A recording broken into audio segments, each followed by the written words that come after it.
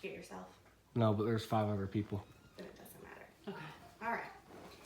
Each day, over 20,000 calls are made to domestic abuse hotlines. Yet separate studies by Maria Swartz and Robert Sigler both indicate that less than 1% of domestic abuse is actually being reported.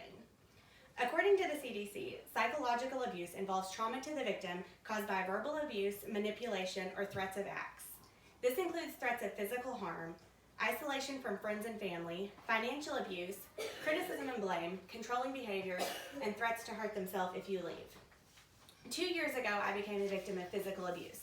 This made me realize I had been the victim of psychological abuse for much longer. See, domestic abuse spans much wider than just physical violence. Non-physical abuse leaves scars that last and is widely ignored by the public. Many victims of psychological abuse don't even realize that they're victims.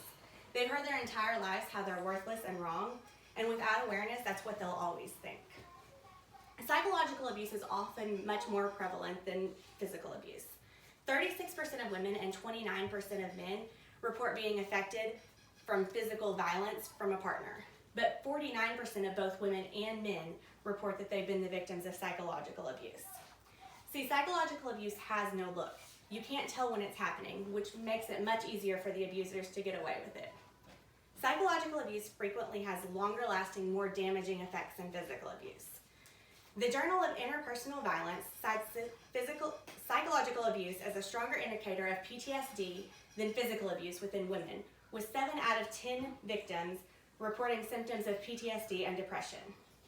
Victims also have poor physical and mental health, which causes them to miss more work. According to Purple Purse statistics, nearly 8 million days of paid work are lost due to domestic violence issues, severely affecting other employees and company bottom line, plus the victim's personal income, affecting their ability to leave.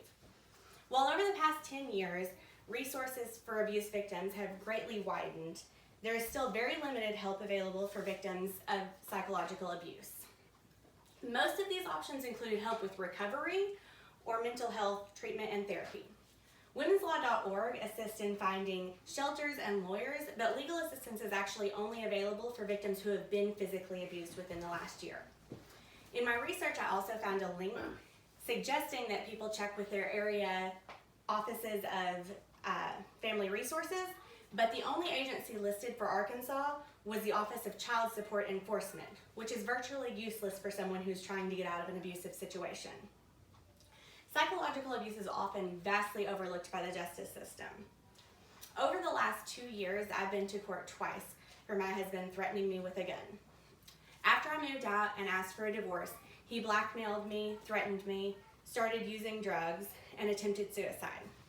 I went to local police, the county sheriff, and the city prosecutor who had charged him with the assault 13 months prior. Even with screenshots and proof of his threats, without any actual physical harm, they couldn't help me. We live in a broken world with a very broken system. The statistics show it's happening and harmful, but what are we doing about it? We need to learn to identify the signs. Is your coworker missing a lot of work? Is your best friend suddenly quiet when their spouse is around? Do you have a family member who stopped showing up for events? These are all signs of potential abuse. Check in with these people. Let them know that you're paying attention and that you can help. We also need to find resources that go beyond just a hotline. In cases of psychological abuse, more help is needed than just therapy or church. These victims need assistance, including finances, employment, childcare, and a place to live. They need legal aid they can afford, and they can't be overlooked because you can't see their bruises.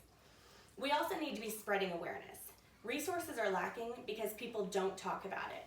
49% of both men and women isn't a low number, but we're all so skeptical we like to pretend it's just not happening. It's time that we take a stand. It's so hard to imagine if it isn't happening to you, but the statistics aren't made up numbers. If it's not you, the chances are it's your mom, your uncle, your brother, your daughter, your coworker, or your best friend. Imagine them being able to go to sleep at night, not terrified of the person who's laying next to them. Imagine them being able to buy groceries without worrying they'll be in trouble for overspending or for buying the wrong thing. Imagine them knowing that they're not worthless. This is what psychological abuse looks like. It's in the little things that people don't even see as being an issue.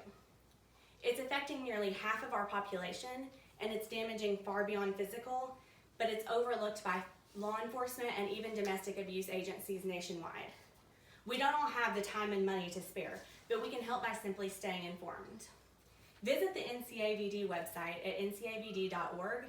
Go to the Take a Stand link and choose just one action to take, whether it be posting a Take a Stand selfie or donating an old cell phone, and broken ones count.